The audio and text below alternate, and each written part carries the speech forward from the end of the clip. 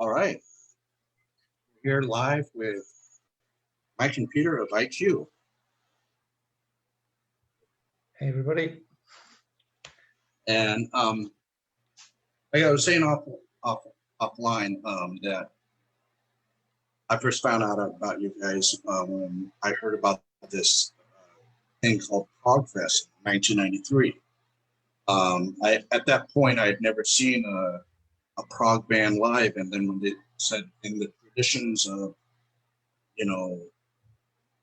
yes, Genesis, ELP, etc., so I went, okay, I'll go. And I think at the time it was supposed to be a 2-day festival, and then they just, for, I guess, financial reasons, they cut it down to 1 day. And the two bands that I came off as basically fans for life is IQ, and then that Swedish band Angliga. Mm. You guys were two different sounding, because they had a more for sure 70s vibe, and you had a newer vibe, than theirs. And I thought that was a nice little contrast, because I don't want to go to a concert and see the same type of band each time. I want to see something a little different for each band, and and the other two bands, I don't really remember anything about them. It was Citadel.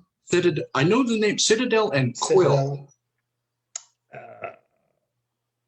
Wasn't it that ELP? Yeah, it was an ELP. They did. Didn't they do Tarkus? They started off doing Tarkus, I'm sure. Yeah, and it's like, okay, I forget the name of the band. But I remember thinking, only in the USA would you get a band doing Tarkus as their opening number. I think that was the promoter's wet dream to have a band do that. He probably even asked them if he could do that. I had many years later, when at 1997's Prog Fest, when John Wetton was playing and Martin was on the keys. Afterwards, like from 2 to 6 in the morning, I was just talking with him in the little courtyard, and he was telling me one story that while either to or from the airport, all Greg was playing Italian progressive rock in his car, and I'm like going, I thought that was one of the rudest things you could possibly do. That's pretty extreme, isn't it? Yeah, it's like, if you're gonna have music in front, it'd be nice to at least play the band that's actually sitting in your car, in the car with you, or just have nothing at all and maybe talk, Yeah. That was just kind of an interesting 4 hours. I didn't even know it was 4 hours, and all of a sudden the sun's rising, and I go, oh, maybe I got to get a couple hours of sleep before the next night, but it was kind of an insightful thing to learn little behind the scenes about things like that, and then the next time I saw you guys was down in Mexico at Baja Prague, 2004. Mm. And I have online, I have a picture of John at one of the ambulance outside. And I spoke with him a few weeks ago, and we're still curious as to why there was an ambulance at a prog festival. Were they expecting maybe the songs were just too long and they couldn't handle it. Right, maybe passing out somewhere. Yeah. When is this song going to end? And it's like it was just the weirdest thing, but to see ambulances at a prog festival. A rock festival or a heavy metal festival. Yeah, okay, I can. That's more like it, but not a prog festival. So you think prog is more cerebral and less physical? I think the audience is paying more attention to the music. I think the audiences are sitting down more at prog gigs. Well, they were at They probably need to. All the prog fests that I went to. Everybody was sitting down. Once in a while, like I think when Arena played, or maybe it was Pendragon, one of those two, when they played, everybody, a lot of the, I guess the younger or crowd went to the front of the stage, but one band I remember hearing that they were this guy that was about maybe 6 seats down from me, he was complaining it was too loud, and I'm like going, okay, I get you understand the word prog, but you also gotta understand the word rock. Rock music is not going to be, they're not going to turn down the volume so you feel comfortable with it. It's going to be loud. I never got that. I kind of looked at the guy. I was like going, maybe you're at the wrong place. Maybe. Yeah. But ever since '93, I've got all your albums, the studio albums especially, and then recently the reissues, this one.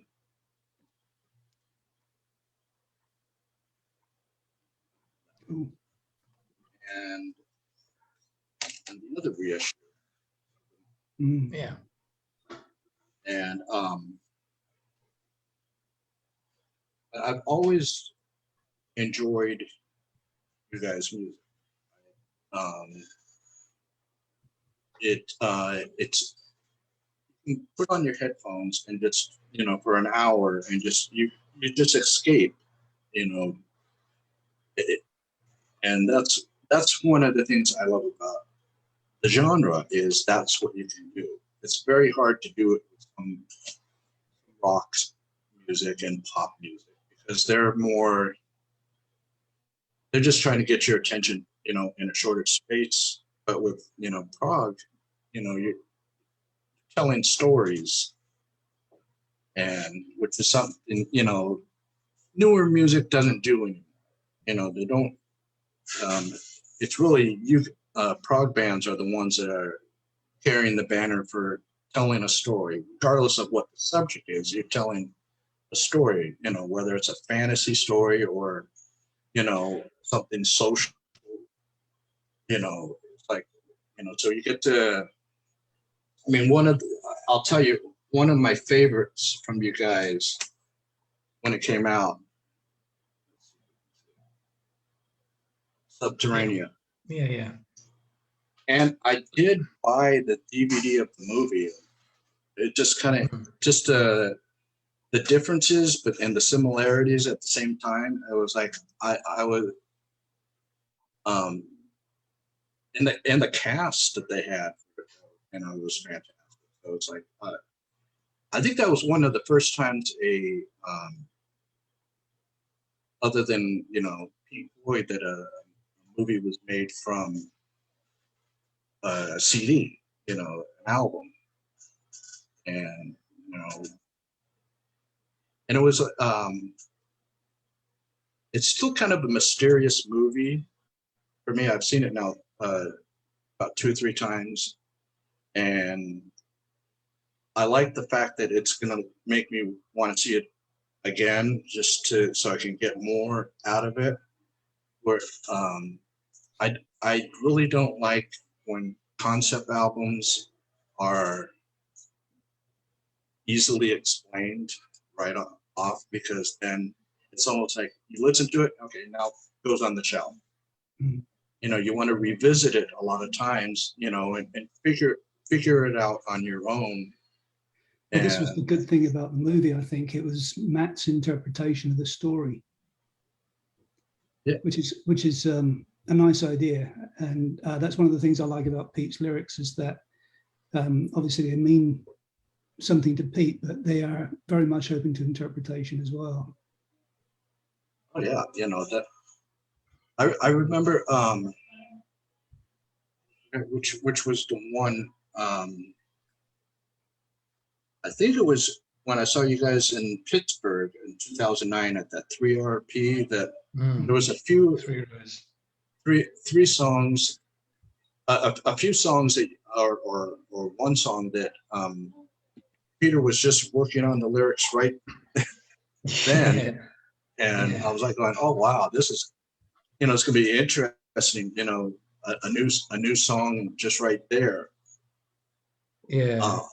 Was that I mean, frequency? the lyrics are always the last thing to happen, you know, at the writing stage. The music is always there first, and I'm the world's slowest lyric writer, so it's all left only kind of to the last minute. I think because I kind of like to keep my options open, but there comes a point where you have to say that'll do. But yeah, Mike's right. You know, I think they have a meaning to me, obviously, and I think something like Subterranea, there was a different attempt to write a different kind of lyric, something more narrative. But I think you're right about songs telling story. But I think albums themselves have to tell stories, and you know, Mike will probably endorse this as the producer. You know, there might not be a lyrical theme or a concept running through the album. Obviously, Subterranea was very much a story album, but other albums that might not have a narrative from start to finish, that there's still a journey that you're taking the listener on. That's an often used phrase, but I think it's still very true. And I think nowadays people just cherry pick tracks. Maybe, you know, the younger generation cherry pick tracks from albums. They pick the 4 songs that they like, but we always think it's an important thing to sequence the album and to start, you know, with something interesting, but to keep the listener's interest throughout the whole thing. Like you say, if it's an hour long, or even if it's a double thing like Resistance, you know, you've got a lot of work to do to keep people interested for that length of time. And I think the sequencing, the choice of tracks is very important. Do you think, Mike? Absolutely. That's I was just going to say, when I'm producing the album, but when we get together and we talk about the running order of the album, I always think of it as a gig. Because you have to have an opening, you have to have a really strong ending, and you have to keep interest all the way through. And I think it's right you take people through on a journey through the album. I also noticed too in Subterranea was, at least for my ears, I noticed it was moments of where songs had a more heavier guitar sound. I kind of think of Ever was like the bridge between how you played guitar before and then after. You know, it was like two, you know, you can hear the differences of the way you play the guitar and how it has a more, you know, basically you guys take up the idea of what progressive means. You're moving forward. You're not going to sound the same as you did in the 80s, or else, you know, quite honestly, that for me would be boring. You know, I don't want to hear the same album. I don't think we ever think like when we were doing Resistance, never at any point did we think, okay, we should really do the Road of Bones Part 2, because apart from anything else, if it's not interesting for us, then I don't think it's going to be interesting for other people. And just moving on, you know, to whatever extent, moving on with the music and the production techniques and the soundscapes that we use, it's kind of vital, I think. But also, you know, we change.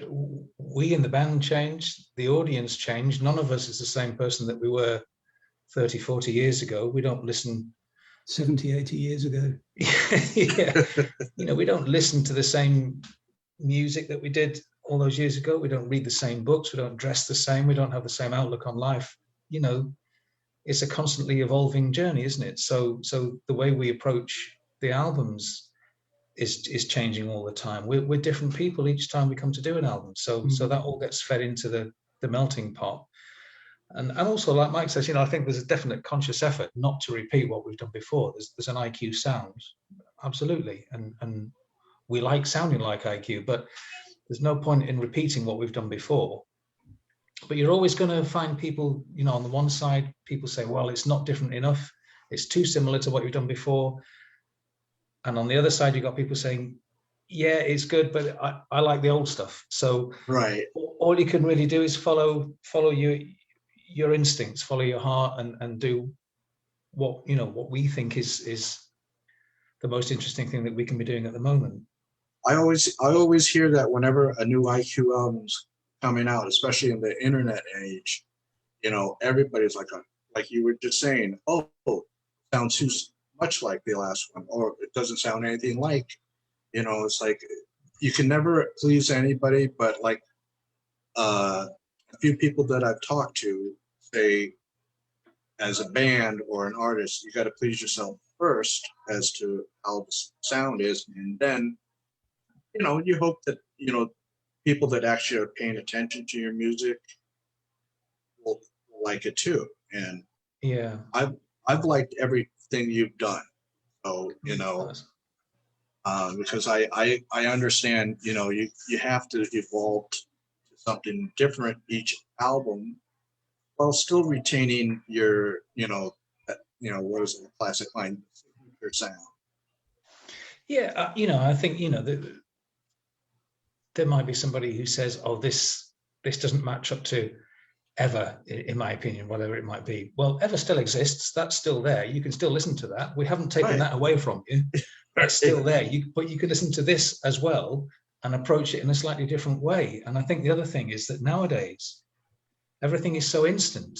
People are looking for instant gratification all the time.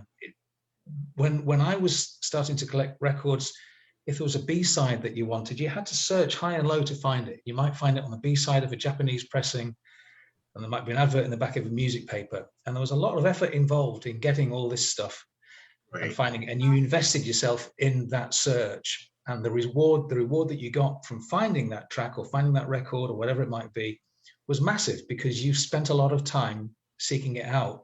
Nowadays, if you're looking for a track, you just go onto whatever website you want to go onto, you get the track, you put it on your phone, you've got it in perfect quality instantly. Exactly. And what we're doing is not the instant gratification. You might listen to an IQ album, a new album, and think, yeah, I don't really get it. And I've seen this a lot of times, people saying this, you know, they'll listen to a new album and say, yeah, it's okay, but it doesn't kind of stack up to the other ones. And then they go, actually, having listened to it 10 times and invested some effort in getting to know it, actually, this is now my favorite IQ album. So the whole experience is at odds really with the current marketplace, where people are looking for an instant hit. Yeah, that sounds like a hit single. It'll be a hit single and then it'll be gone. But we're not doing that. We're doing kind of the long haul. You know, we're trying to make something that is going to still be relevant. Interestingly, down the line. I've heard that said quite a lot about the last album, Resistance. That's right. Yeah, I think when it first came out, there were some sort of negative responses. People said, "Oh, I don't really get this one so much." And then they themselves were saying, actually, I've listened to it several times now, and now I'm getting into it. You know, I'm getting to understand what this album's about. Which is good, I think. Yeah, it is.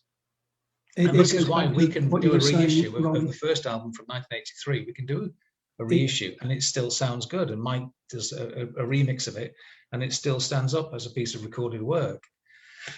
You know, I don't think many pop albums now would stand having a remix 30 years down the line and people enjoying hearing it, you know.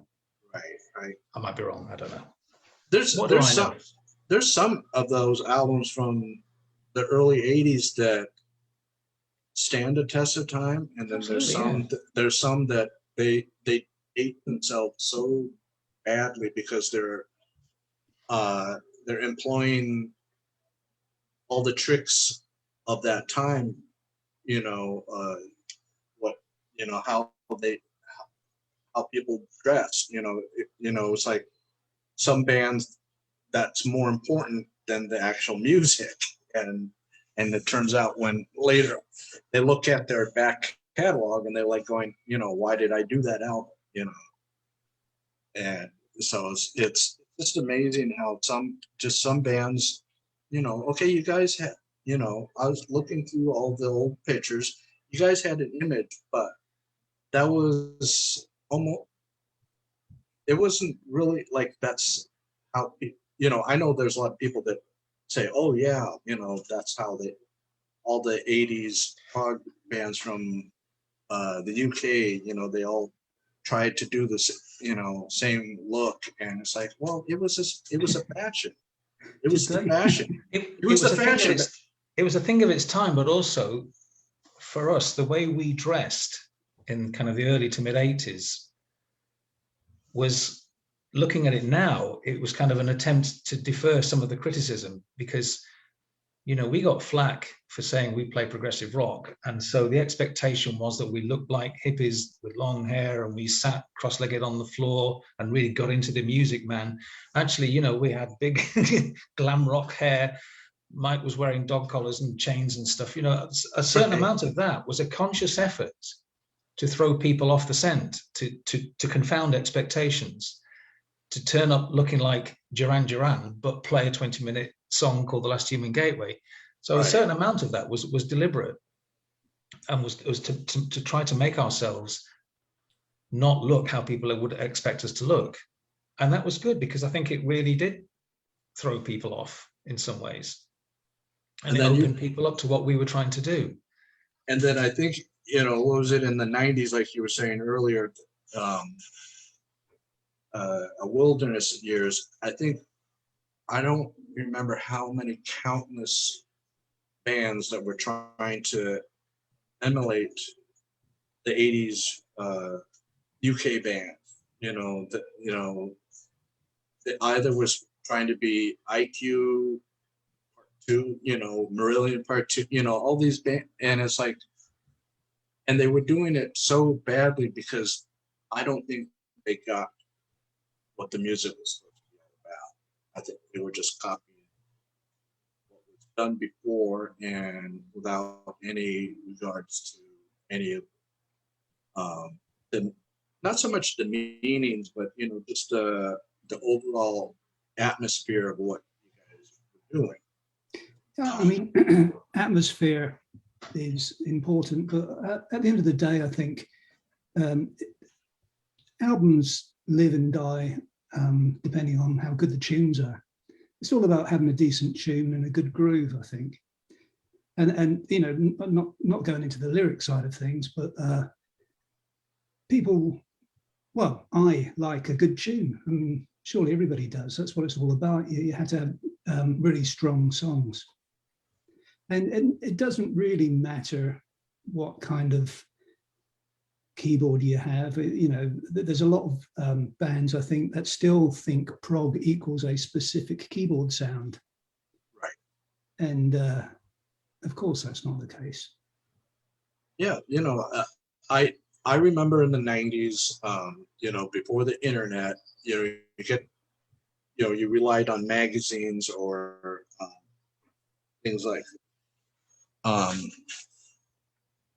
where you had the physical descriptions of everything, and how there were so many of these bands, you go by like in the catalogs, and they give the little like 1 or 2 sentence description of the band, and you had to, it was, for me, it was a lot of hit and miss. Mm-hmm. And I think during the 90s, I think I bought more things that I returned, resold, than any other decade. And I was so glad when the internet went full speed, where you can actually hear things online, especially of a newer band, you don't, I mean, you want to support them, but you don't want to buy something that you're going to turn around and either put in a junk pile or, put it in your, garage sale or something like that. It's like, you want to know when you're buying the albums, it's going to be good. And that's one of the things we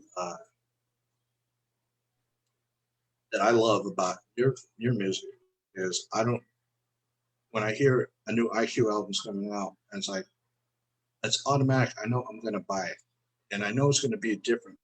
Just like latest one, Resistance. I mean, the opening song, A Missile. It was like, I was just like, wow. I can feel the sonic hitting me of the power of the song, and I was like, going, okay,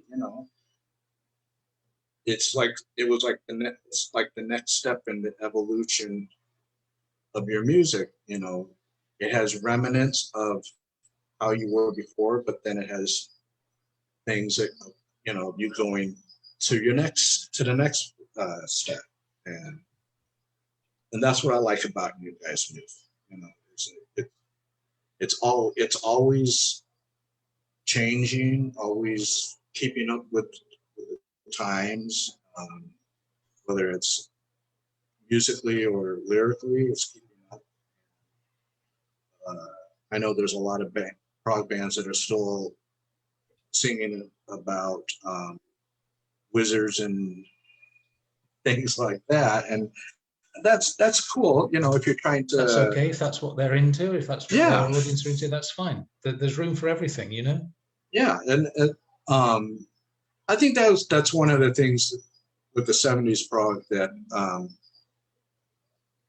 you got stuck. People focusing too much on the lyrics of like we were talking about Tarkus, and where it's a mythological thing, whether it's from literature or something, the band made up right on on the spot, and with the music, you guys, I just enjoy, and I wanted to ask you guys about, you have had the reissues of basically those 3 albums. You guys going to do more? More reissues, you mean? Of let's say, like these ones. I don't know if there's enough material to justify doing that, to be honest. I think it's difficult for me to say because I didn't produce those albums, but I think the production, it would be difficult to go and do a remix and come out with something better, because I think they're really good, well-produced albums. Right. So there's not a lot of mileage in a remix. And as far as I know, there's not a lot of extra material kicking around either. Right. So, I mean, they're still available for sale, but I can't really see much point in doing a special edition because I don't really know what we'd put on it. Right. Well, that would make sense. Yeah, I was always curious about that because, I mean, I do, like you're saying, production-wise, especially the Are You Sitting Comfortably, is it has that clear, it's so clear, Yeah. For a prog album from that age, it has a very clear sound, because I think I learned a lot from Terry Brown in the studio for my own production career after that. I think I learned a lot from him and from Ken for the previous album. The thing is with those 2 albums as well is that Pete is our resident geek of the band, and he collects everything, and he wasn't around for those 2 albums. Call it the archivist, Mike. Yeah, pronounced geek though, isn't it? It's spelled G-E-E-K. G-E-E-K, yeah. And Pete wasn't around for those 2 albums. So, and I don't, as far as I know, I don't think anybody else ever got close to that kind of thing in terms of collecting and hoarding stuff. So hoarding, I think that's more. You say hoarding. I see it more as archiving. No, there's definitely going to be a program made about you. I think you're hoarding. It's going to be quite a horror thing. Well, that goes right back to the very early days, my first days with the band. I would. Sorry, Mike. Do you have piles in your living room that you have to walk over in order to get to the kitchen? That's a private issue. Yeah, I just recorded all the gigs from the get-go, from the very start. I had a little mono cassette recorder, and I would just always record the gigs. I just kind of thought these need to be preserved, even when there was 12 people in the audience. And sometimes I'd be recording the thing myself. I'd have the cassette recorder on the stage, and I'd say, hang on a minute, just going to turn the tape over. Right, we're back on. Right. So right from the very start, I've some of the sets that we put together, they were timed so that they would last for 45 minutes, so that you could then turn over the cassette. That's right. See a C90 cassette. Sometimes you could get a C120 cassettes, which had an hour on each side, but the tape was thinner, so it's a little bit more precarious. Yeah. But yeah, no. So I've just always, people would come and film gigs, and I would say, I need a copy of that. So I've got everything on cassette, which has been transferred to CD. I've got all the VHS tapes. They've been transferred to DVD, and now they should be transferred to Blu-ray. So, but everything is there because it should be somewhere, and it just happens to be in boxes in my house. But it's all there. Well, one thing I liked about is on some of the, you took some of those, I think some of the longer songs on those two albums, and how, with Peter's interpretation to the way it was sung. And it was like, I listen, I always, compare the two, and it's like, it's like, you want to say apples and oranges, but I think Peter gave a more lively singing to it, which just, I like Paul's vocals, I would, it was just two different ways, I think Peter's more expressive, from what I've heard. So it was just kind of really cool that, and I, very seldom when there's a singer change, does when the original singer would come back, do they ever sing what, the second singer music? It's almost like some bands completely like go, well, that didn't exist, and it's like, okay, it may not exist in a way for the band, but it did exist for the fans. You can't tell the fans, no, there was no one else. It's like, it was just how the band is today, and I really like that you're, Peter sang some of those songs. Actually, some of the, my favorites off that, on top of it, which was, especially the one on Are You Sitting Comfortably, the falling apart of the schemes. That was, it sounds like it was almost like a song that maybe that Peter could have written, the lyrics, but it falls into his realm, so to speak. That's, some of the music from that particular track began life probably when Pete was still in the band, I think. That's one thing that we've done often, is we often have too much stuff for an album, and things get put on the shelf or occasionally reused, but more often than not, they're just kind of left there. And for that album, I'm pretty sure for that track, we did have one or two riffs that kicked the whole thing off that were from quite a few years earlier. And then the one, it was really nice. Oh, right. Yeah. Just for me, you know, at that time being a relatively new fan to, you know, just for me to hear music that was before Tales, you know, it was, and then just the differences between how, you know, the 1981 versions compared to the 98 version, you know, and it was like, there was some of the 81s I liked because it had a certain character to it.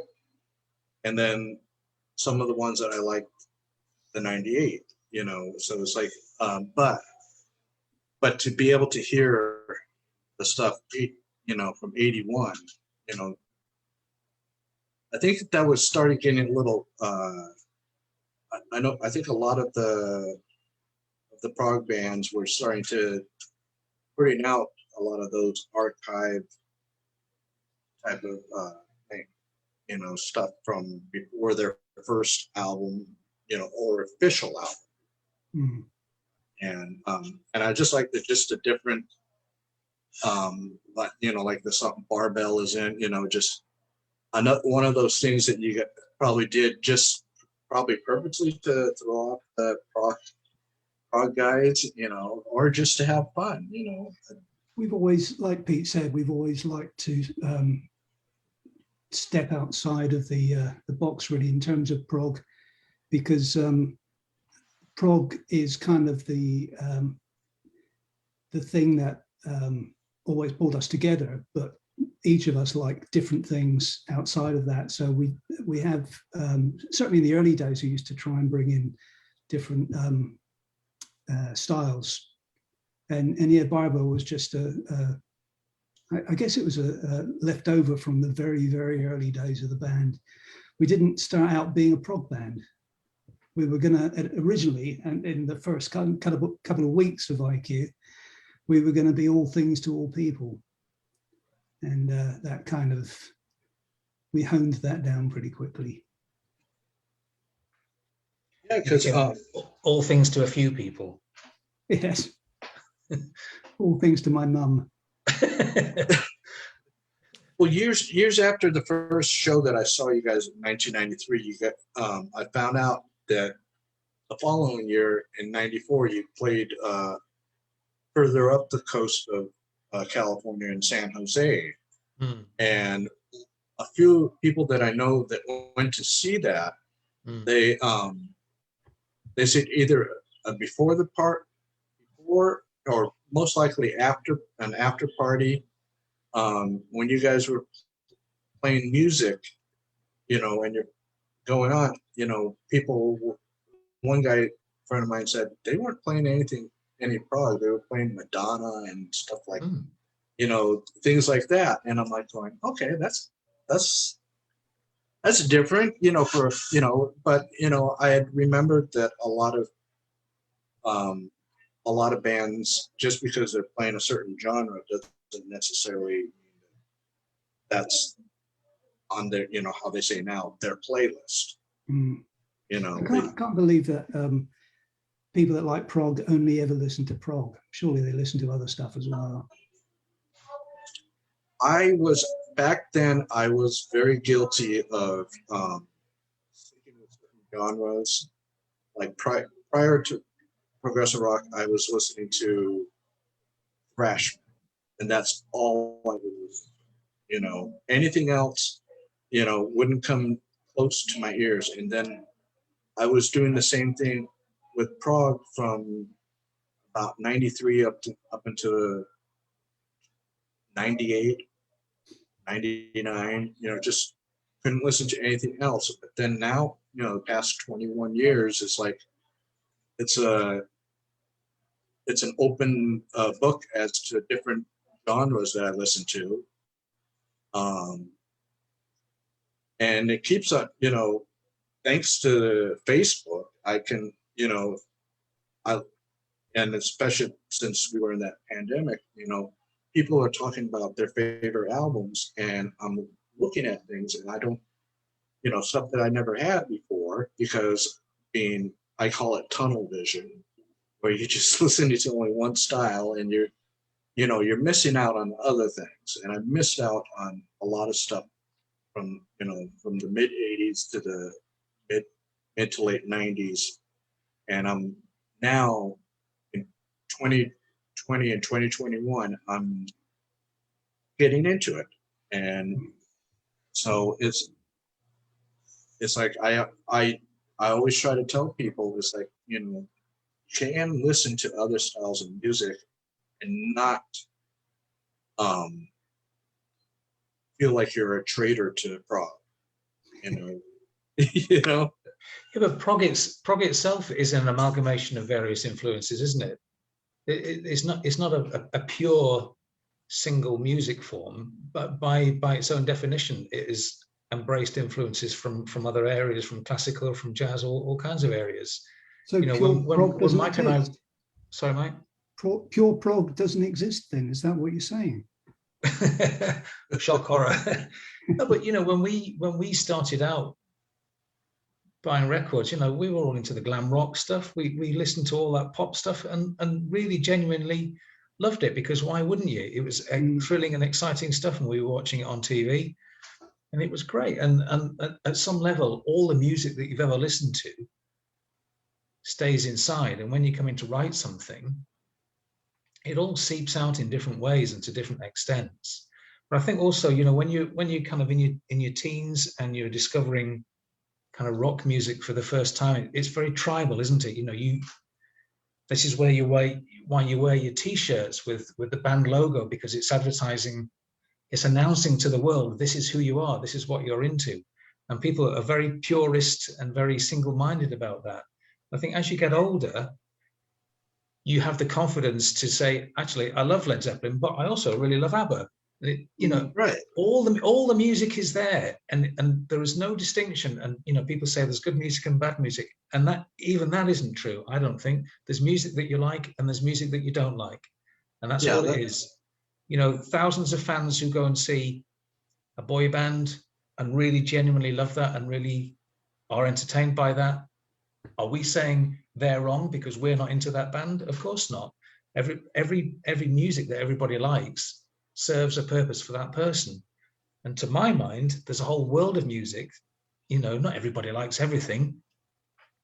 I don't like everything, but I try to be open to different things. And I think the one thing that we don't slavishly listen to in IQ is prog rock.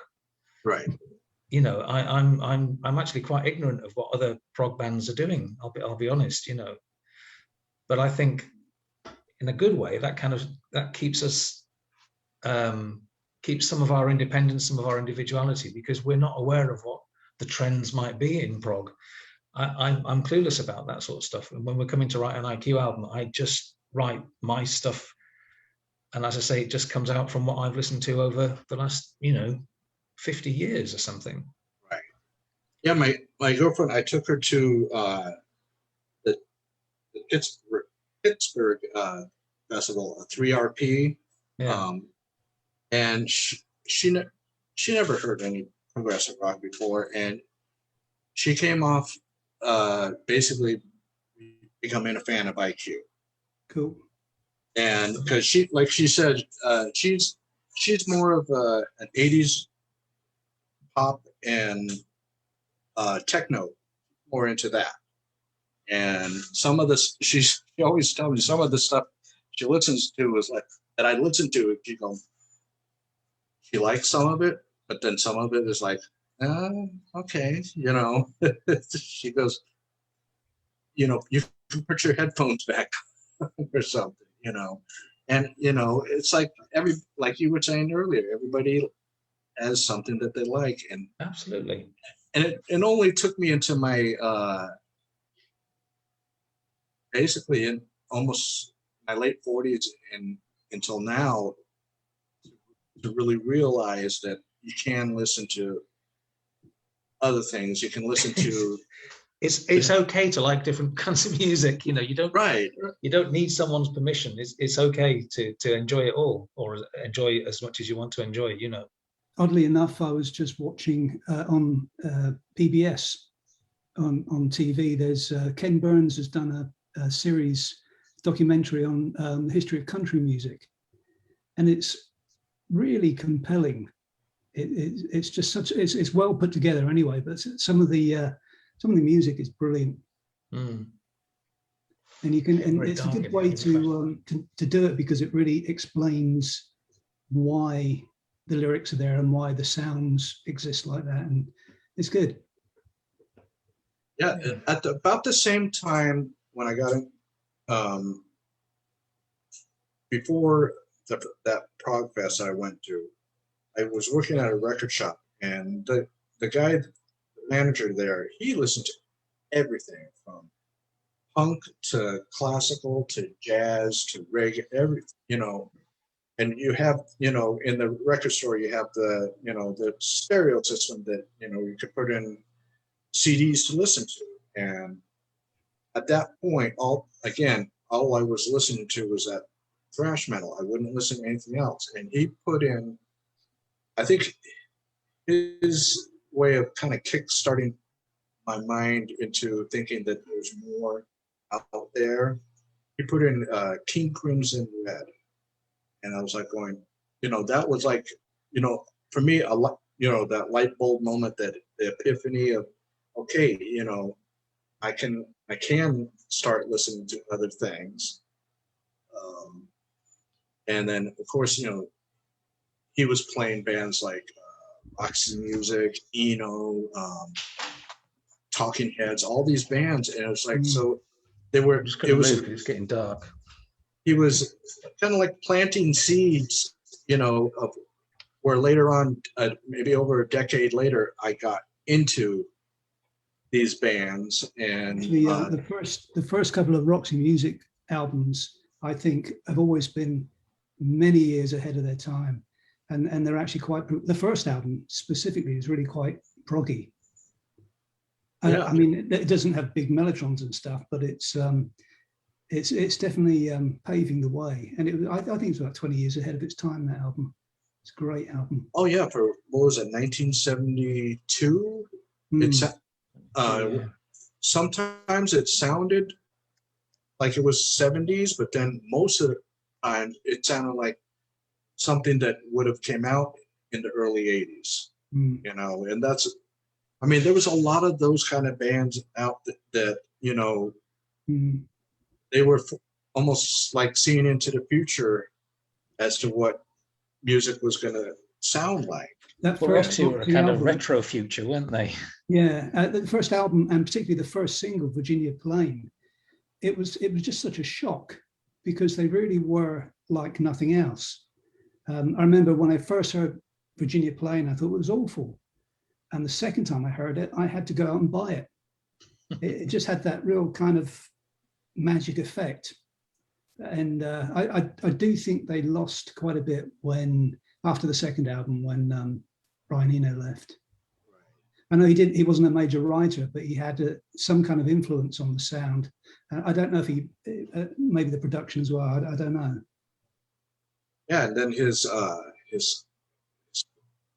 I think it was his first solo album. It kind of sounded like it could have been like a possible third Roxy, you know. But, is that Here Come the Warm Jets? Yeah, the Warm Jets. Yeah. It had that feeling, but then again, it had some of those songs on his first vocal solo albums sound like something that would have came out in the 80s, like. My cousin was into bands like Bauhaus, and when they did, I think it was Third Uncle, and then I played him the Eno version. I said, "This is the original. Listen to it," and he was like, and I told him, I think that was 1975, and he's like, 1975. You know, it's like you don't think 1975 is going to sound like that. you know, that was, so that's, you know, for me now, music is such a magical draw to it. The minute I can, you know, sample it, you know, I do it mostly from YouTube and Amazon Music. And then I go ahead and buy it, especially if it's something I'd never heard before.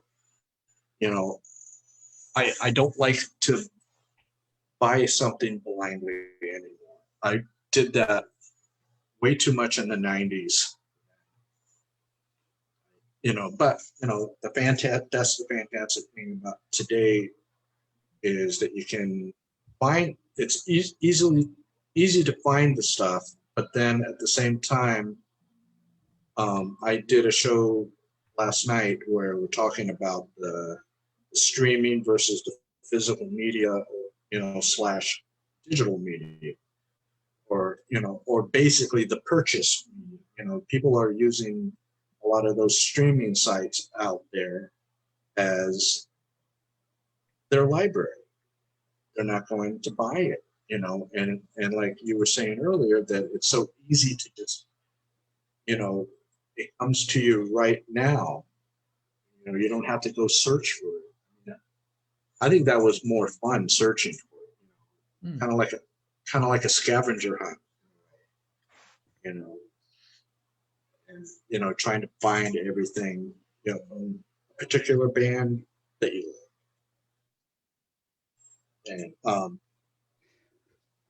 one of the next with streaming and downloading versus physical media, there's people get very hot under the collar about it a lot, and I can't see the point really. It's there, it's how it is, and you just have to live with it.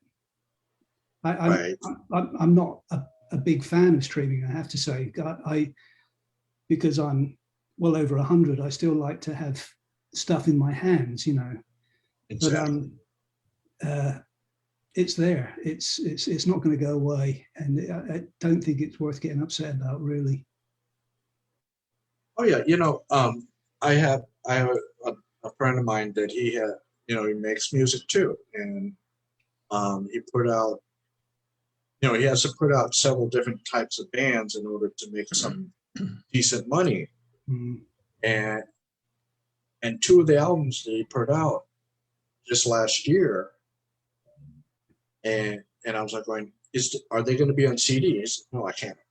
Well, the challenge is, I think, to create something, obviously musically, but physically as well, that is desirable. You have to do something that people actually want to hold in their hands. And I mean, with IQ, it's all about the music, obviously, but even so, we're still fans. And so I think we do appreciate the beauties of a box set or a special edition. And right. I think the fact that, you know, it's not IQ's label, but GEP is very much part of the family of IQ. So we don't have to negotiate in terms of what we want to do when it comes to a release. We can do a nice triple gatefold, triple vinyl, green marble or whatever. And there's never any, no, we can't afford to do that. I think it's all about doing what you think people will want. But at the same time, really, like we said right at the start, it's about pleasing yourself. I mean, we're I guess, of the same age, to a certain extent, of a lot of the people that actually like this kind of music. And I think IQ and GEP are in a good position in that people of a certain age do like physical product. And they like things that are not just something in a jewel case, you know. It's nice to actually have something to explore while you're listening to the music. Exactly. I mean, like, one of the guys last night was saying, he says, I love the fact, back in the 70s, we had here in America, there was Columbia House Record Club, where you you sign up and you get 10 records for $1 or something like that. Yeah. And he loved the idea of every time when he knew a package was coming, race home, take it to his room, open it up, Yeah. and then open up the vinyl, for him, and then, in this, smell the it's fresh, the vinyl, and then read the booklet, put on the record on the turntable, and then just, We had those over here as well. I remember it must have been 74, perhaps, some around that time. There was in the newspaper, there was an advert for albums for £1, and there was a big list that you could choose from. And I remember buying that. And the point is, you join the club and you're supposed to buy other stuff. Of course, no one ever did, because they were all full price. You only ever got the 4 for £1. But I did actually get one of my all-time favorite albums because of that, which was Crime of the Century, Supertramp. Great album. That was another. I also got the Carpenters as well. The Carpenters' Greatest Hits. Both great albums. Yeah, I have one of the guys that worked at the record store with me. He would be as enthusiastic when he was buying a Metallica album as he was buying a Carpenters album. And he would come up, at the end of the night, that's when we were supposed to ring up our own purchases. And he brought those two, and everybody was kind of looking at him, I mean, he looked like the typical metalhead, wearing a leather jacket, hair beyond his shoulders. And here he was bringing up a Carpenter's album. It was like, it just, it threw everybody off, did you get that by mistake? We had, but it's like, again, it's now that wouldn't surprise me, if someone, that looked like a typical metalhead would bring up something different. Nowadays, I think with certainly with perhaps the younger type of I was going to say record buyer, but maybe they're not buying records, but so they are buying records again. Yeah, buying vinyl, certainly, which is a good thing. But I think people just don't really buy into the concept of genres. They just like what they like, and they download a track if they like it. And like Pete said, they don't always download the whole album, but that's fine. They like what they like, and which is a great state to have arrived at, I think, in terms of music appreciation. Right. Yeah. I just, when I get an album, something completely different than what I've listened to, it's like, just to me, it's just adding to my personality in a way. I can have as much enjoyment listening to, like, we're going back to Virginia playing as I have to Darkness. I can have as much enjoyment listening to either one, because both of them take me to a different place. Even though I didn't, honestly, up until 1980, when I was 14 years old, I think I realized what music was all about. It was whatever was on my parents' the radio in the car. So I didn't pay attention. I wasn't as invested as I am now. So a lot of that, I go back and I try to tap into what was, and it's like, I was just amazed at some things that I didn't have this when it first came out. Granted, not many 10-year-olds are going to buy buy Tarkus. They were going to buy something a little more, you know, I always hear my generation, they, you know, when they were 10 years old, 1976, they were into bands like Kiss, you know, or AC/DC, things like that. And it's like, where, you know, it's good music, but it just, for me, it just didn't, you know, it left me wanting more. I wanted more than just the basic rock. Actually, not wanting, I needed more, because I wanted to have those experiences. You know, unlike a lot of people in my generation and others, you know, maybe before and after, is for me, music is my drug. That's the thing that I can zone out to, you know, whatever, however the band got to their, you know, to the music, you know, I guess, you know, how you say, almost like uh, I'm getting the residual high off of how they created their music. Mm.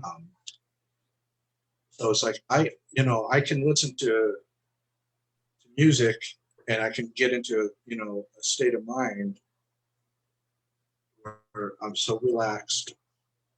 You know, doesn't matter if it's mellow music or if it's aggressive music. I just get into a certain state of mind and relax and just pay 100% attention to their music. I think the new generation, they're not doing that. I think a lot of it.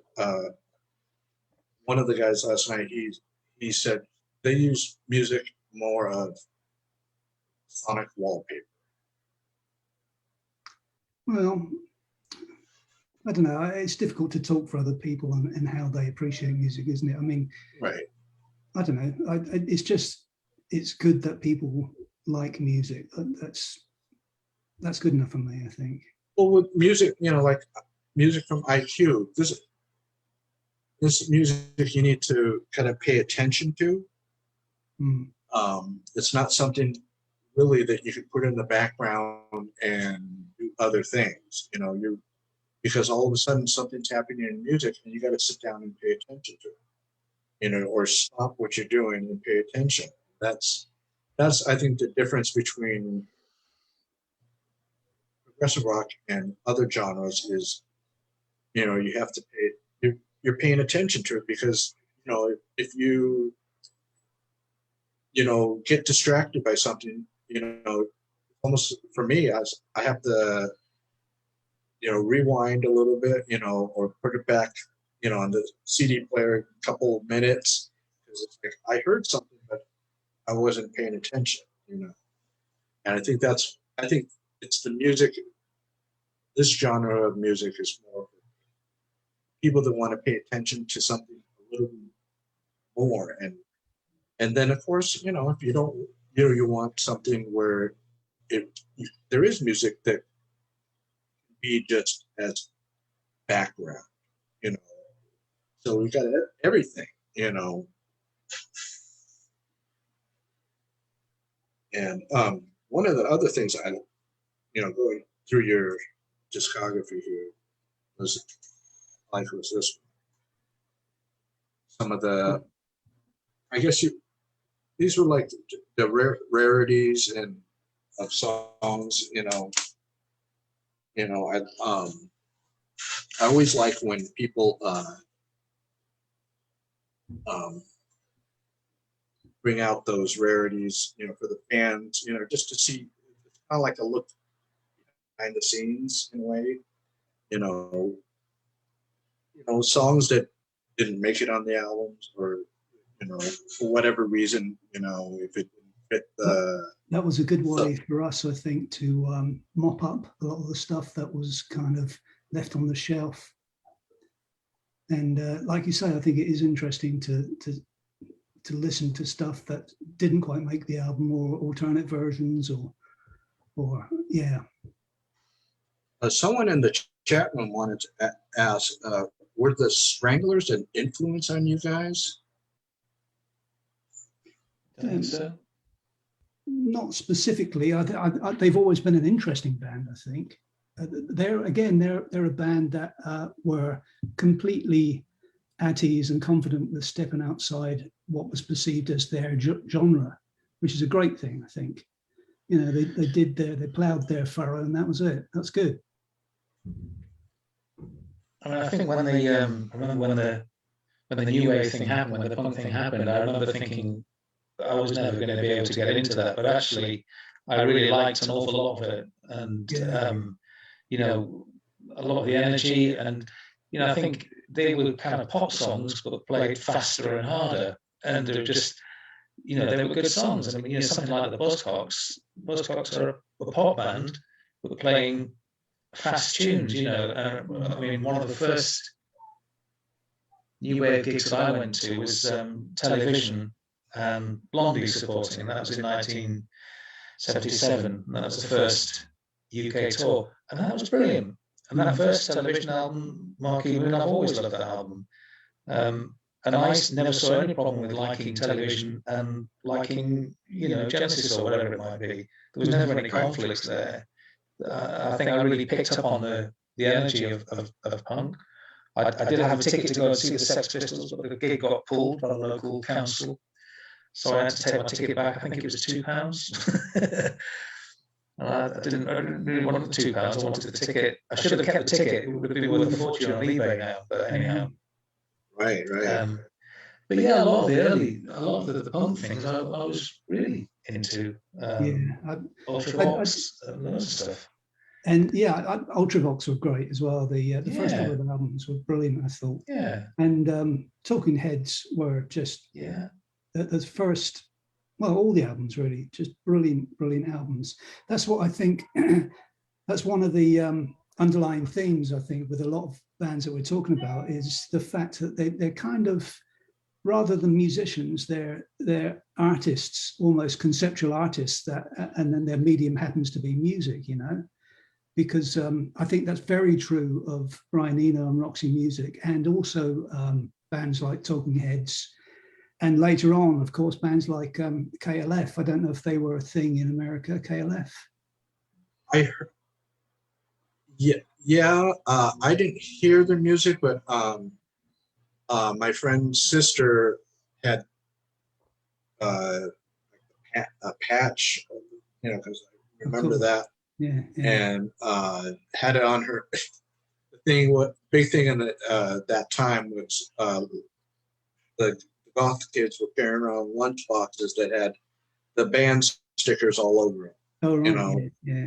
You know, the girls, they would carry that. I guess that would, instead of a purse, you know, they have a lunch box with everything inside of it clanging. But it was just interesting. It was just interesting. The KLF, that they were just really artists, and they decided that they would try releasing a couple of albums, and it turned out that they were the biggest selling single artists in the UK. Was it 92, I think?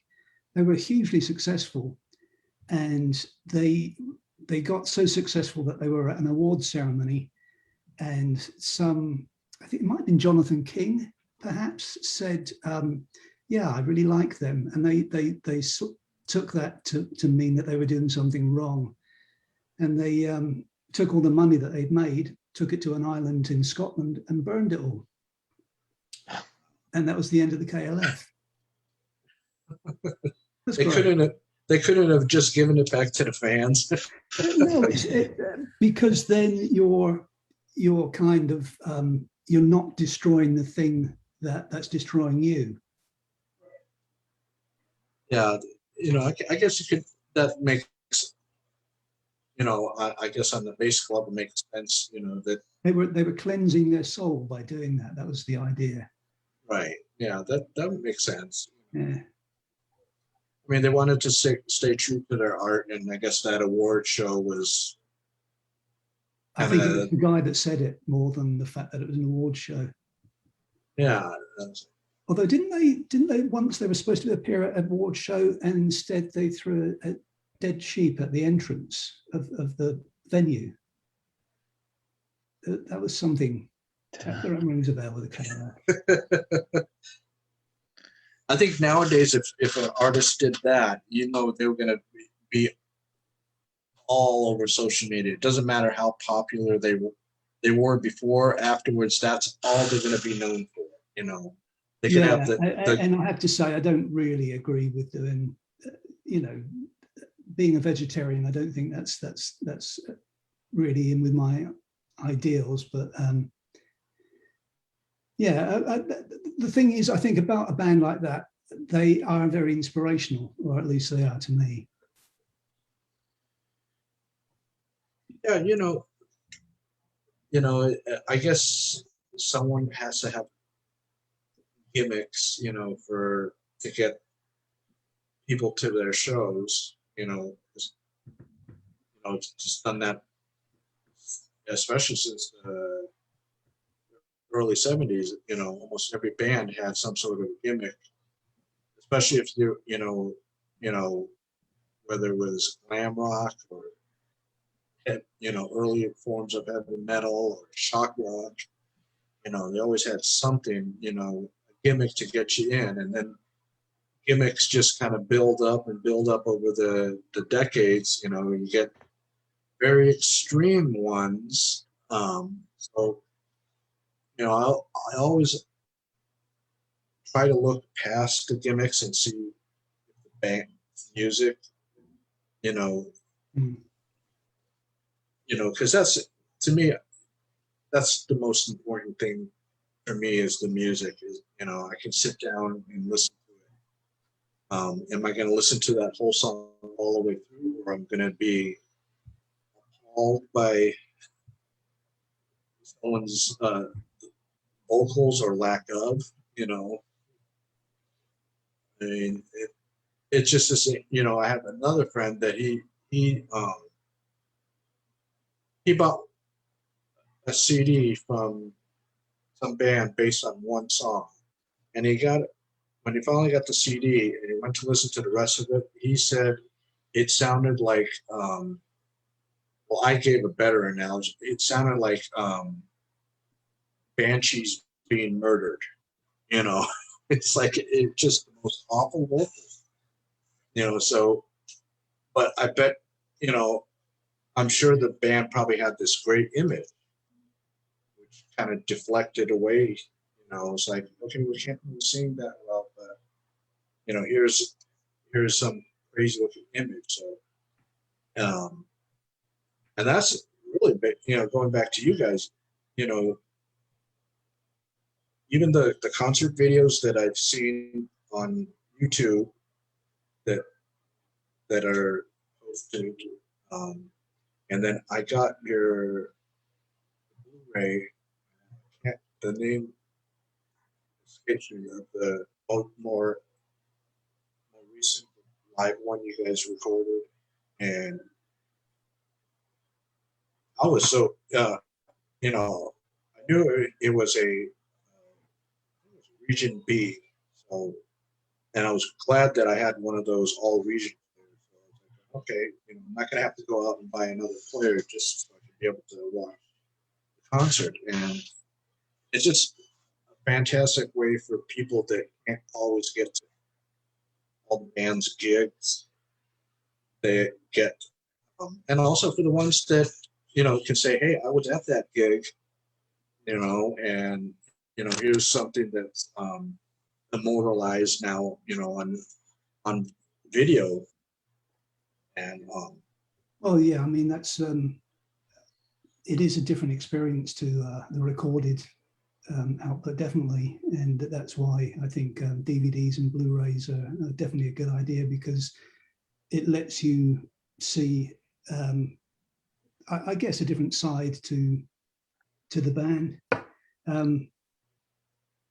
It's kind of what we've been saying about we're for the last 20 years we have been doing, not for GEP, just for IQ, we've been doing our own limited edition releases called the Archive Collection, and these have been either live recordings, or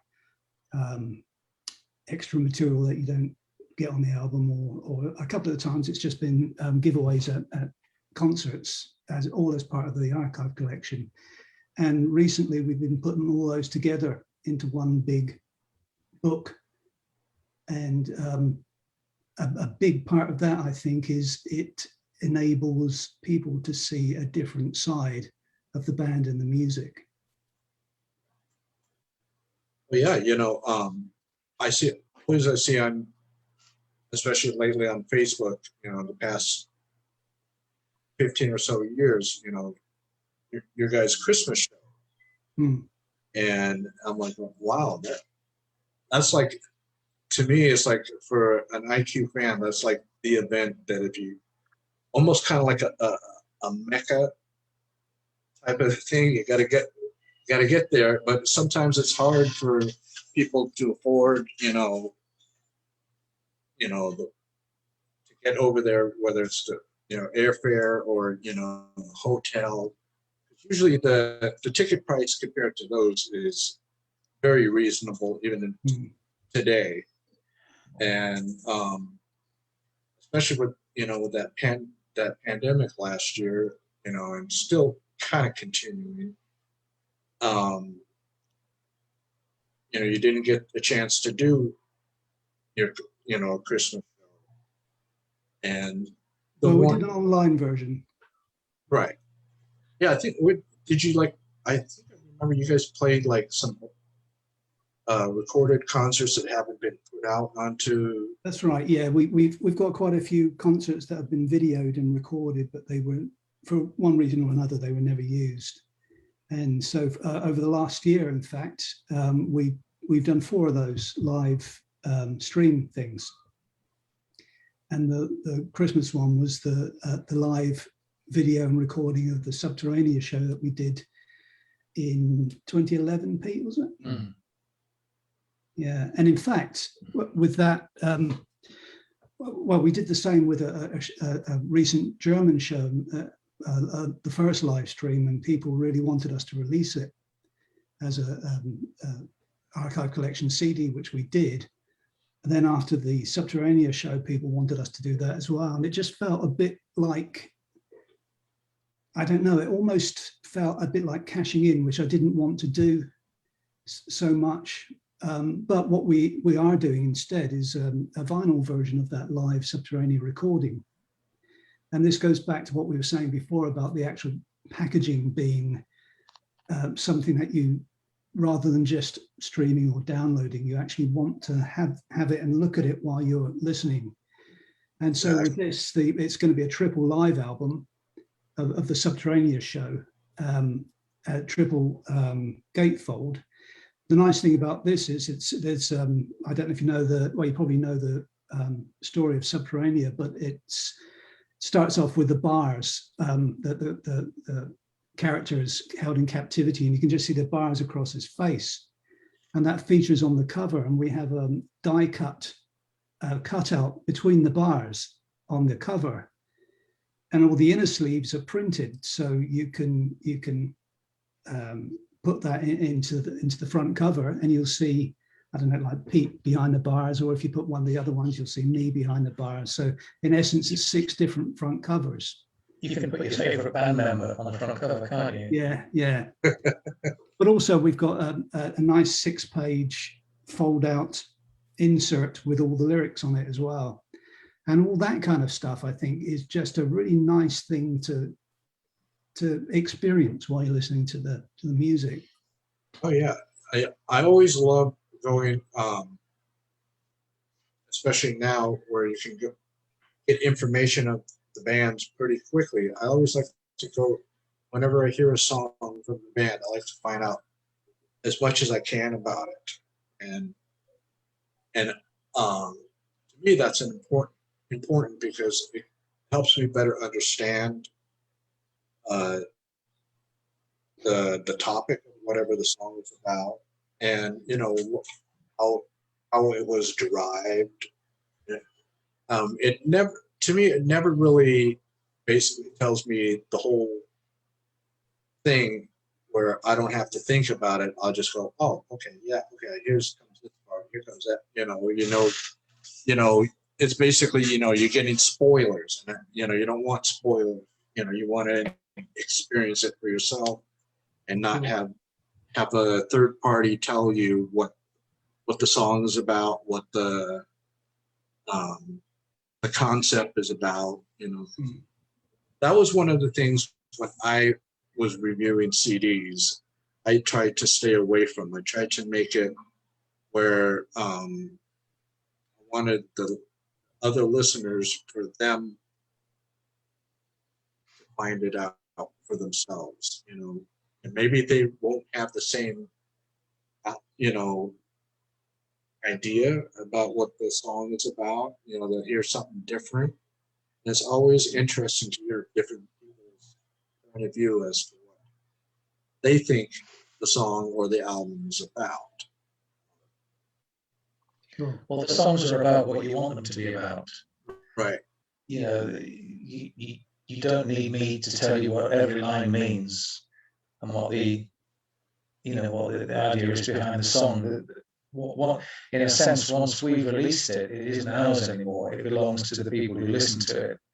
And whatever interpretation you make of the music or the lyrics is entirely up to you.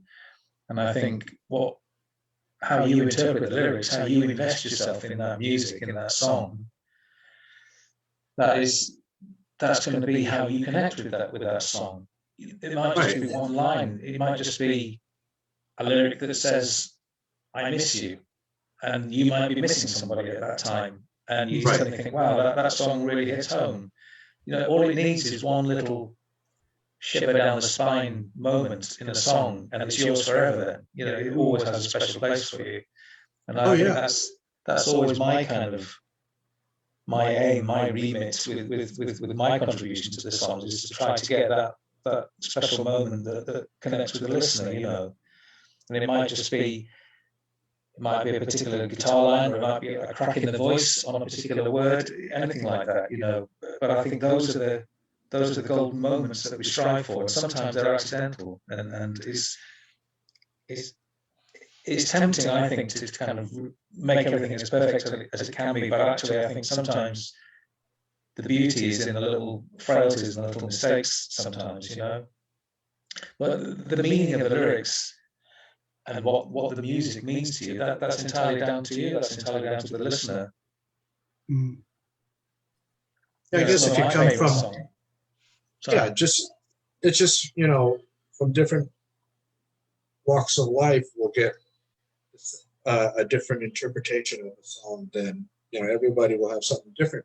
Well, that's right, because everybody is coming to those songs from a different place, aren't they? Everyone's life experiences are there, and sometimes it just ignites a memory, or it you know, it creates a feeling within the listener. And you know, everybody hears the song differently.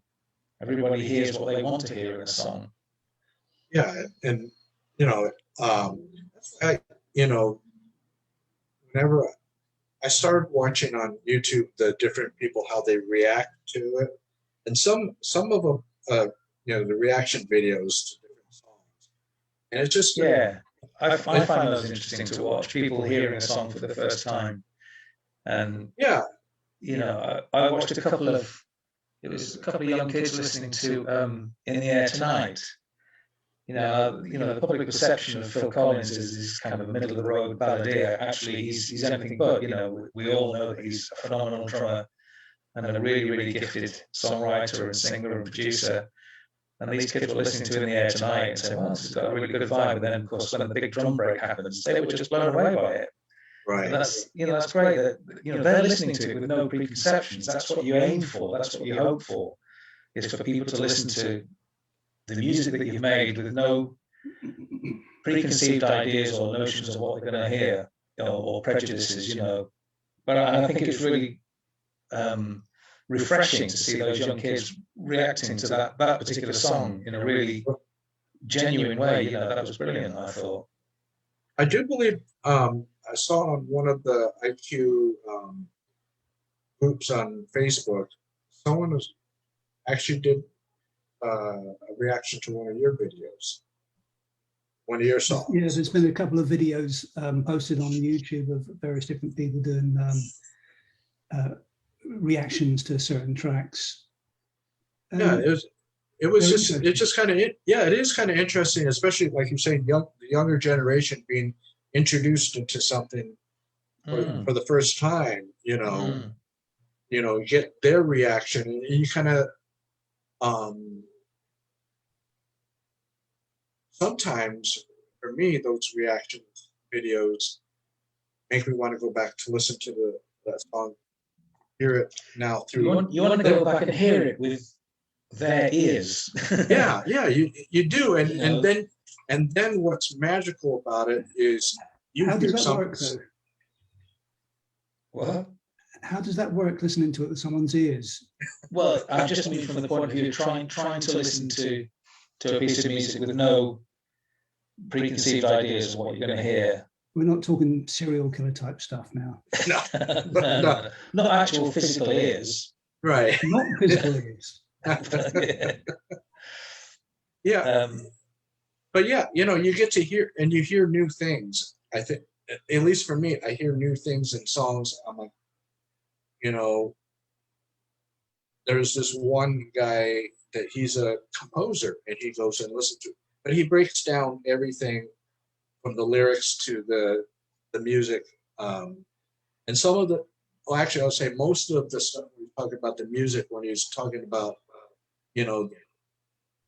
notes and things like, that goes way over my head. I don't, but when he starts talking with the lyrics and, just the emotion of the songs, that's where it gets to me and it hits, and I can again go back and listen to fresh ears to hear new things that maybe for whatever reason were blocked out the first time, or I wasn't. It is nice to kind of understand certain things. Definitely, there's a video on YouTube of Donald Fagen talking about how he wrote the track Peg from Asia, and how it started really as like a 12-bar blues thing, and it's really him explaining how he extrapolated that out to what it became, and it's such an interesting video. It's stuff that you just don't think about. Right, and it gives you, I think it gives the listener a new appreciation for the music. Because that track, I don't know if you know it or not, but it sounds like just a happy little track. I mean, it's one of the catchiest things ever, I think, and I can't hear it without dancing. But I didn't realize the amount of work that went into it.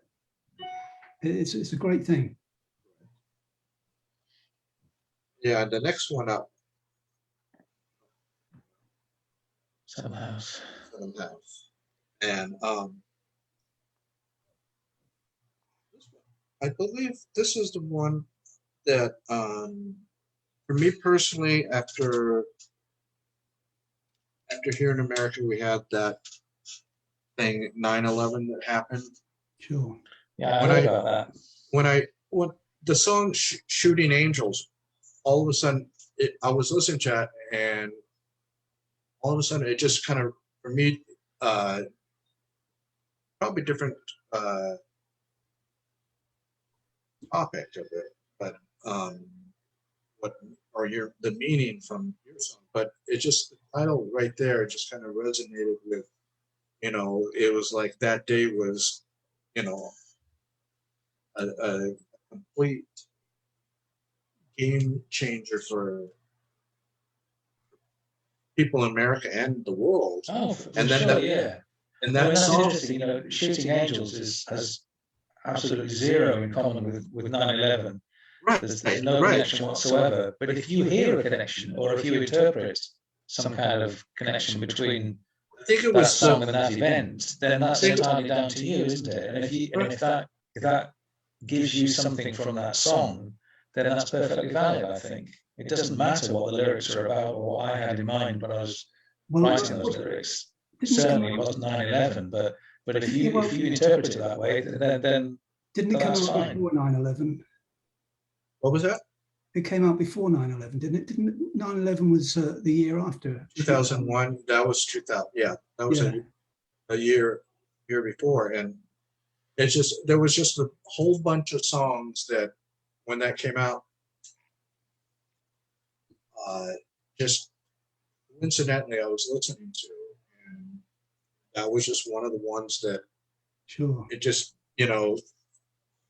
I think it was, to me it was more of the title Right. than anything, and just the emotion and the vocals about it. It just connected for me that way. I mean, other people probably found a different IQ song that it did for them.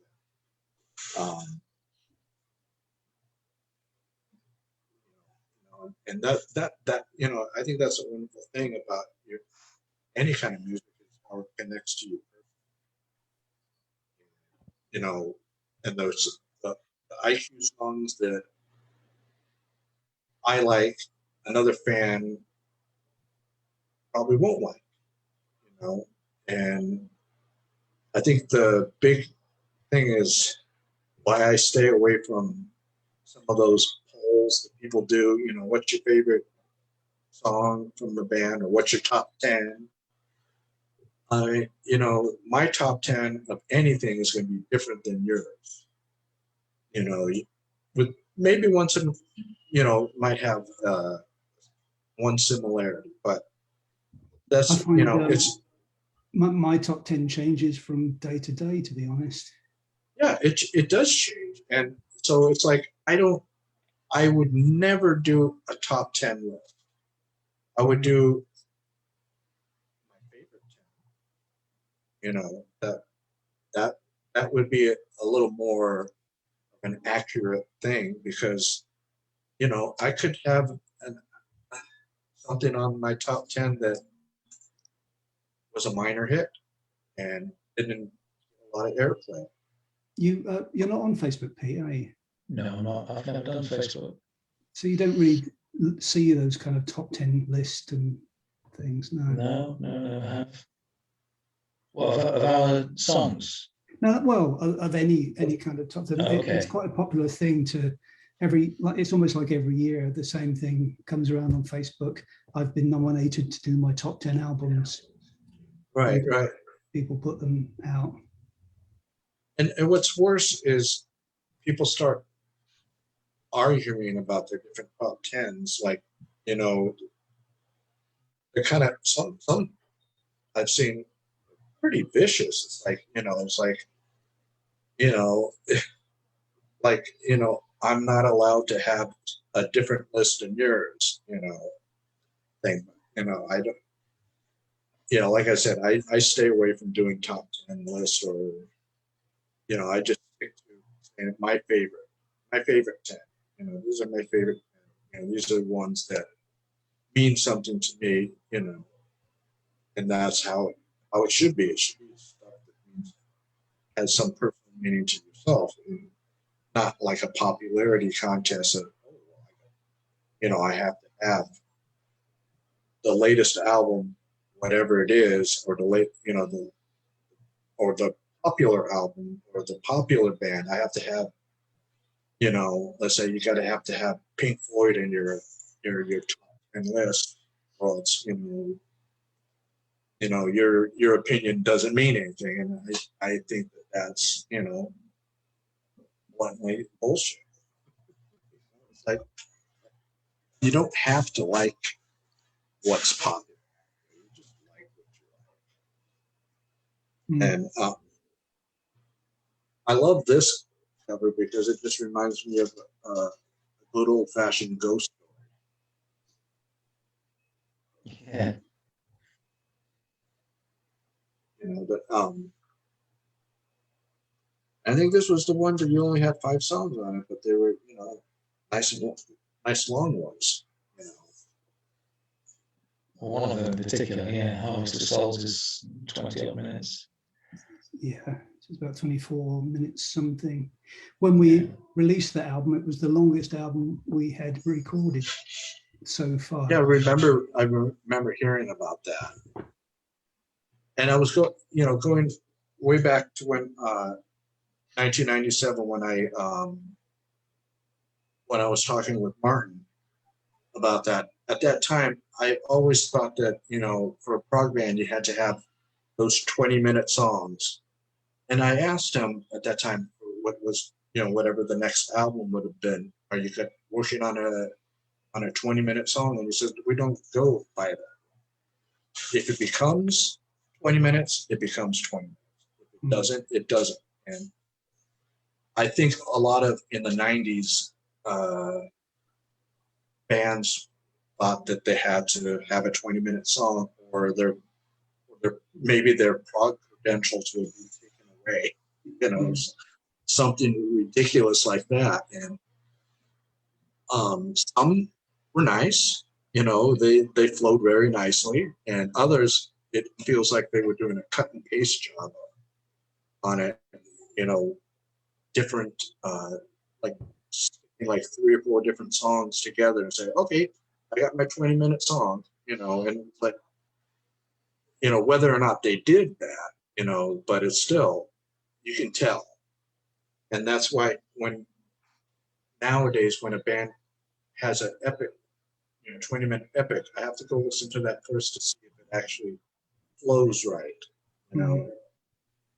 And, I got to say, with all of your 20-plus minute songs, they do flow, There's some of them that it's like they listen to them, and 20 or so minutes later, it's over, and it's like, was that 20 minutes? It's like it goes by so quickly, because if the music and the lyrics, they captivate me enough that I'm not paying attention to the time anymore. I always think that, particularly when we're playing Narrow Margin from Subterranea, it's oddly enough on the album, it is exactly 20 minutes. That was a complete fluke. It was never meant to be, but it always feels a lot shorter to me. It doesn't feel like a 20-minute track. Oh, and I think that's the beauty of it that makes it last a little bit longer than some other 20-minute tracks of other bands. I think for me, for that one, and also for some of the longer stuff on the most recent album, I like the fact that they kind of feel organic, and there's not riff 1 and then the next second riff 2, then riff 3. They do kind of evolve naturally. Sure. I like the packaging on that. Yeah, exactly. Yeah, it's nice, isn't it? Yeah. I'm actually torn between this kind of packaging and jewel case. Yeah. Because these kind of packaging, you got to be extra careful with them, So I put these in plastic sleeves so they don't get dented up, But just right there, it's almost like you're mimicking a gatefold. Yeah. Yeah. On it for a CD. But also, it's also a real move away from plastic. We the whole jewel case thing is something that we really consciously don't do anymore. We have to be aware of environmental issues. We really do. Oh yeah. I mean, the jewel case, when CDs first came out, jewel cases looked gorgeous, I thought. The trouble is they get cracked and broken very easily, I think. But as Pete says, a couple of years ago, we made the decision to try and not contribute to the world's problems by adding yet more plastic to it. So whenever we can, we try and do things as green as we can. Oh yeah. Yes. There you go. No plastic. Another one that just pulls out. Yeah, it's cool. And I've noticed some bands go. I mean, this is an amazing packaging right here, and I've seen some bands that go, I guess, a step further, and they make those, I think they call them media books, where it's, you know, it's almost like a little tiny little book.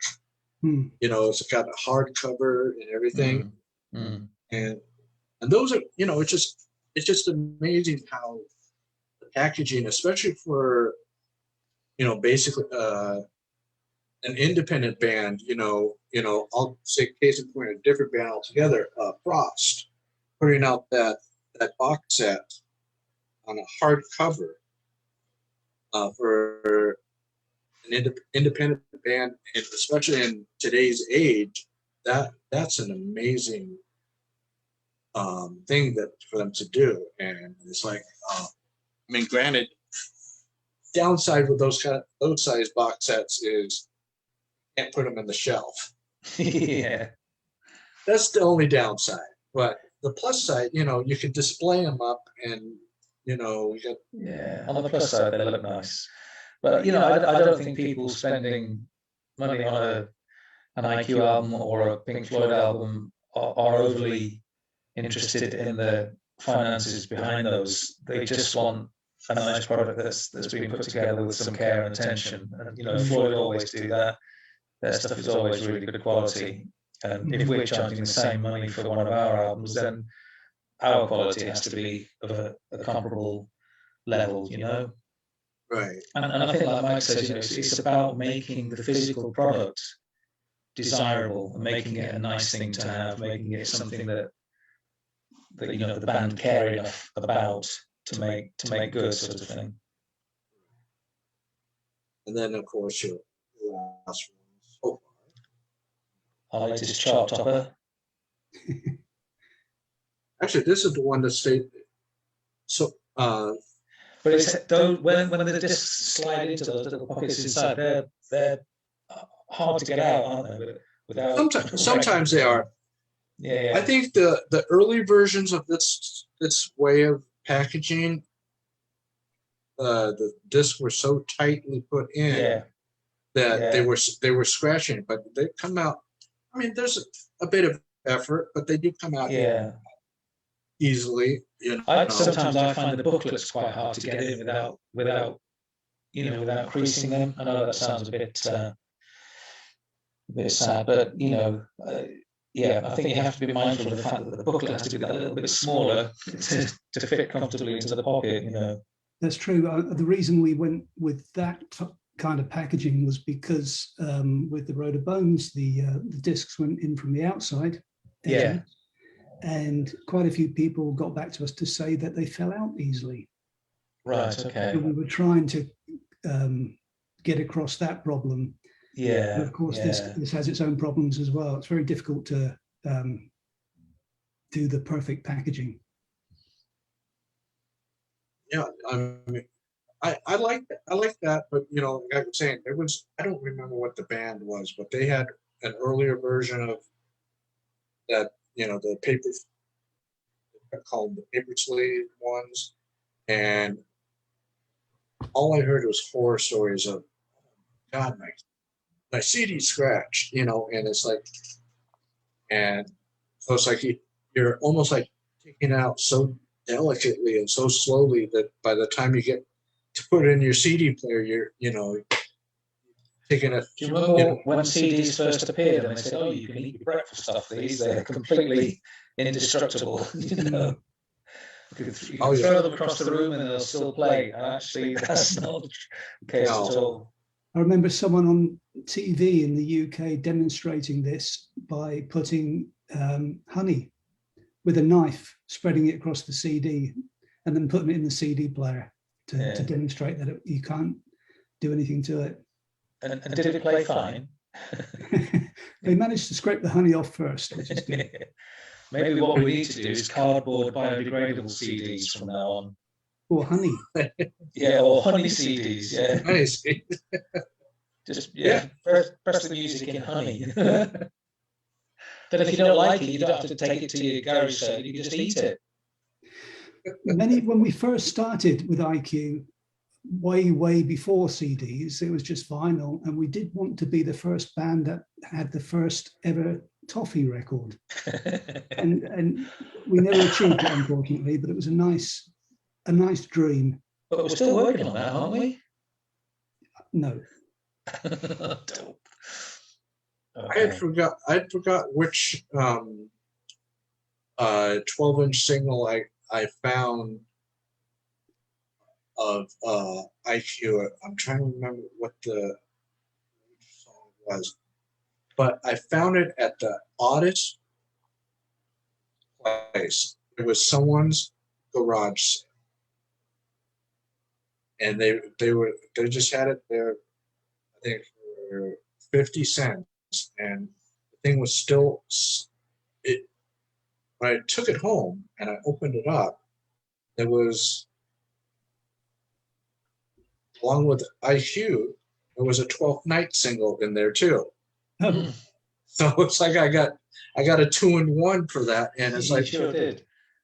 And I have to honestly, I have to say, besides IQ, 12th Night were my favorite. I mean, I didn't get into 12th Night until the 90s, so I didn't get to hear everything firsthand. But a friend of mine said, if you like IQ, you'll like 12th Night. You know. I mean, 12th Night, they were contemporaries of ours, and we were friends. Jeff Mann was a great friend of ours, and he supported us, and he was a close friend. And I think at that time we were all trying to play the Marquee in London. That was kind of where the focus of attention was based on that venue, which is a brilliant venue. And our first gig at the Marquee was supporting 12th Night. And there was kind of friendly rivalry, I guess you would say, with the bands. I mean, I think people like to imagine that it was, vicious and competitive, and it really wasn't. We were all trying to get there. We were all trying to get one step ahead, kind of thing. But I don't remember any, ego clashes going on. We were friends with Palace as well. I always thought Palace were a great band. There were a lot of great things going on at that time. Was a place where everybody just used to go and hang out anyway. And we often met up with other people from different bands and just had a pint with them. Yeah, we were all a little bit competitive with each other, but that's no bad thing. It kept everybody on their toes, and we were all trying to outdo each other a little bit. But generally speaking, my memory is that it was a good natured. It was a really exciting time. Only a short period, really. Perhaps, I don't know, a year, 18 months or so. It wasn't very long at all. But for that time, the Marquee was our home from home, really. We did 9 supports there before we got our first headline. The first headline sold out, and it was a legendary place. It really was. And you read rock biographies, and people often started out at the Marquee, Bowie and Genesis, Zeppelin, all these bands, and we got to play on that stage, and I'm enormously thankful, that happened, and I'm proud, really proud that we were able to play at the Marquee. It was a special place, and all these bands, 12th Night, Palace, and Pendragon, we were all in it together, really. Right. And it's great to see the bands like, certainly Pendragon is still going. I think Palace is still doing stuff, perhaps a little more intermittently, but it's great that 40 years later, I mean, who knew that it was going to last this long? But 40 years later, we're still ploughing away. We're still foolishly ploughing away. Yeah. Well, when I spoke with the guys in Palace, when they brought in Ewan. And so I had to mention to him about they had their infamous song. What's that, Ripper? The Ripper. And I saw the one that they put on, I think it was from their 2000 DVD, Blinding Darkness. And I saw that his performance there.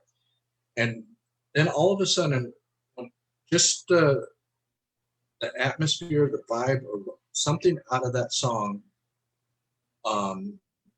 made me put what I guess what Ewan called the unholy trilogy.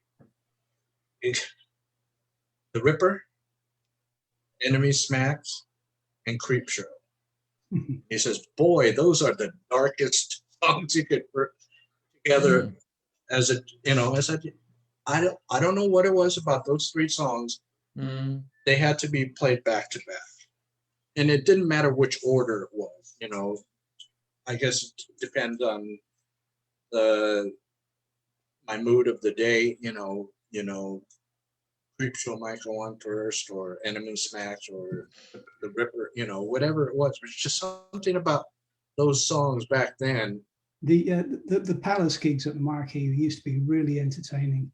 They were, it was a really weird thing when Ewan left, and there were rumours going around that I was going to replace him, and I don't know where they came from or who started those, but did no one stop for 1 second and think, why would you leave like you and join another band that weren't that dissimilar? It was a really weird thing. I don't know, but I remember meeting, or I saw Ewan after he left. It was an Ultravox gig. I remember I was just standing and I noticed he was next to me, and it's after he'd been, I guess, removed from the band, and he was very kind of. He just wasn't into talking, and I thought about afterwards, had he heard these rumours about me taking his place? Very strange. The rumour mill at that time was full of all sorts of stuff going on. Yeah.